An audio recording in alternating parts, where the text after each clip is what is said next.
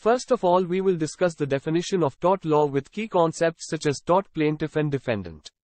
So the definition of tort law is: tort law is a branch of civil law that deals with civil wrongs and provides remedies to individuals or entities who have suffered harm, injury, or damage due to the actions or omissions of others. These wrongs typically involve breaches of legal duties owed by one party to another, resulting in harm or injury. Now coming towards the key concepts, so there are basically three key concepts to be understood in tort law: tort, plaintiff, and defendant. So what is a tort? It is a wrongful act or omission that causes harm or injury to another person or their property, giving rise to a legal claim for damages. A plaintiff is the individual or entity that initiates a lawsuit in tort law seeking compensation for the harm they have suffered.